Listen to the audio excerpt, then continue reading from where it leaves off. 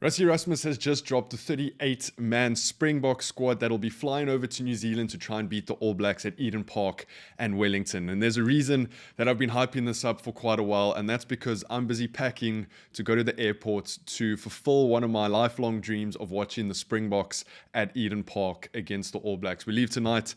On Monday, I'm going to be covering both the Eden Park game as well as the Wellington game. I think we're there for 2.5 or 3 weeks. So, if you haven't, please hit that subscribe button because I'm going to try and bring you the best content I can from New Zealand. I'm going to try to collaborate with as many creators and players as possible that side and kind of show you what rugby is like out in New Zealand when the Springboks are there. It's going to be absolutely unreal. So hit that subscribe button. Leave your opinions down in the comments of what you think the Boks performances are going to be like against the All Blacks. And as always, leave this video a like. Now, let's get into it. Rassie's named a 38-man touring squad. 36 of the 38 are the same players that played against Australia in the Rugby Championship. Now, there are a couple of injuries and changes that I'm going to go through here. Kurtley Arendse and Edwil van der Merwe are injured, so they're staying at home. Makazole Mapimpi comes into cover for those two guys, and I think that's, Makazole's never had a bad game for the Springboks, so you're going to bring him in under high pressure against the All Blacks, and he's going to perform. Kobus Visser misses out. He's been placed on the standby list, and Jasper Visser, who's suspended for the first test, available for the second test, so he's not going to be playing at Eden Park. He will be playing at Wellington, is also in the squad. Now, the squad makeup is 20 forwards, 16 backs. Big names like Sirklisi, Pieter-Steph du Toit, Willie Leroux, Jan-Hendrik Wessels have all been cleared from their niggles, so they should all be available for selection at Eden Park. Now, this is a massive tour. And I'm going to cover a little bit about the game against Australia in this video as well as how New Zealand are busy doing. Now, I think as South African fans, we can all say that the Springboks, they have not put their best foot forward against these two Australian sides. Obviously, the first one where we got absolutely humbled. And then the second one, we also struggled a bit. I think Rassie said in his post-match press conference that he'd give the Springboks a 7 out of 10 for that performance. I think that's a little bit generous. I would have given them a 5.5, maybe 6 out of 10 for that performance. But we did see a couple of things. We've been debating that number 10 jersey for quite a while. Manie Libbok, Handré Pollard, or Sasha Feinberg-Ngumazulu. And I think, Handré Pollard, you just can never write off. Yes, maybe he slows the ball down a bit, but if you look at his performance from a fly-off perspective, kicked all his kicks, his kicks out of hand were also absolutely phenomenal. He ran that backline nicely. He got the forwards, go forward ball. So I think in a big test match against the All Blacks at Eden Park, where they're 50 years unbeaten or 50 games unbeaten, you need a general like Handré Pollard to start. So I do think, and I've flipped and flopped between Manie being one and Handré Pollard being one, but I think we can update those opinions after every game. So I do think Handré Pollard is the number 1 10 at the moment. So we end up beating Australia. And then you stay up and you watch that New Zealand-Argentina game and thinking, New Zealand are going to win this by maybe a try or two. And Argentina make New Zealand put in 187 tackles and end up pipping New Zealand, which means that each team in the Rugby Championship now has 1 win and 1 loss. That win that Argentina got over the All Blacks has kicked the door wide open for any team to go on and win the Rugby Championship. So I think the equation's the same.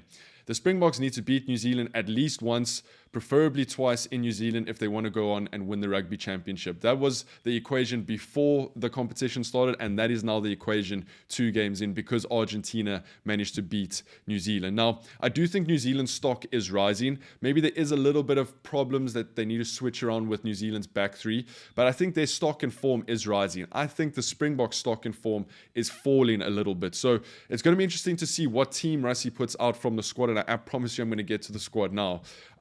It's going to be interesting to see what side he puts out and what side New Zealand put out, because we know that this is the biggest game of the year at Eden Park. There's records on the line. The Springboks are defending champions of the Rugby Championship. New Zealand want to beat the Springboks because they've lost 4 in a row to them. So there's a lot on the line there.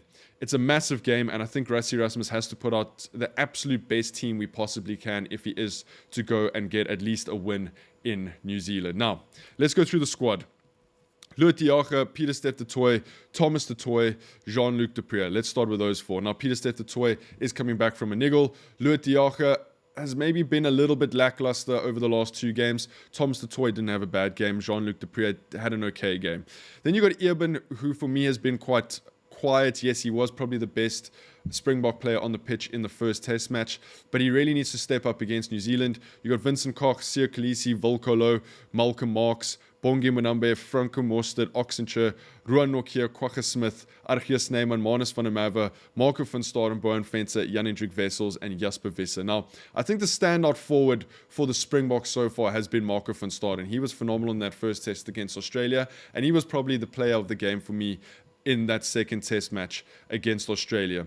Then you got the likes of Manus van der Merwe, who I wouldn't mind seeing come off the bench against New Zealand. I think there is pressure being put on Bongi Mwanambe in that hooker role by Manus van der Merwe. I want to see Ruan Nokia play. My opinion of him has been he's probably been our best lock over the past 12 months for the Springboks, and we need that stability at line-out time that Ruan Nokia gives. Kwagga Smith, we know what he gives, and he's also been phenomenal coming off of the bench.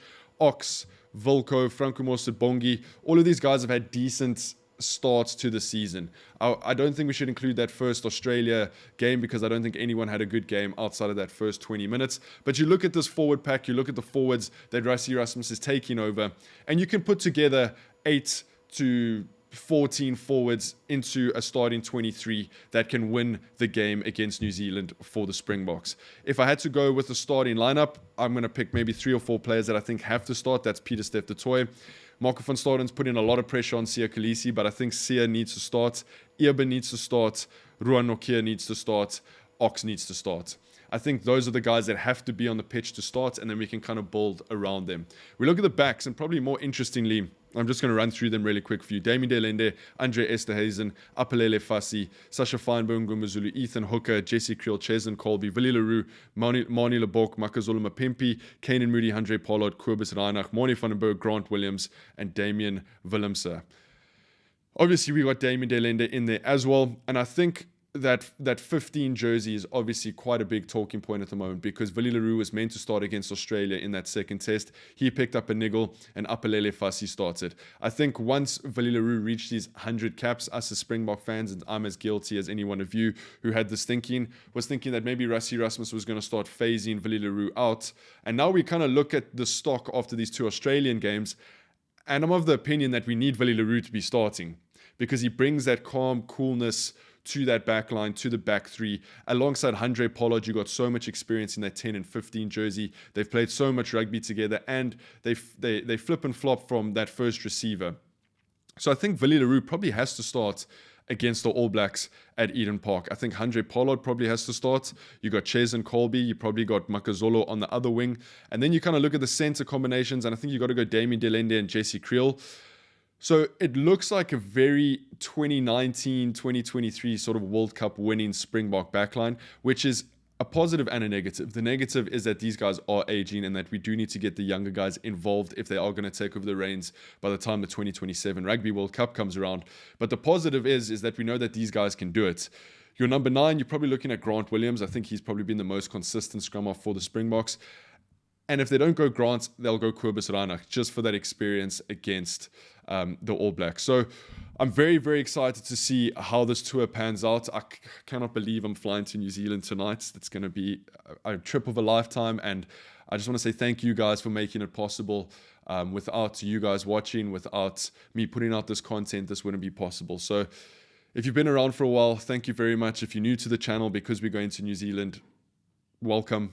Thank you for joining, and let's keep this going because I really want to get to that 100,000 subscriber mark so we can get that play button. But leave this video a like. If you haven't, hit that subscribe button. Leave your opinions down in the comments, and I'll see you guys in the next one. Take it easy. Peace.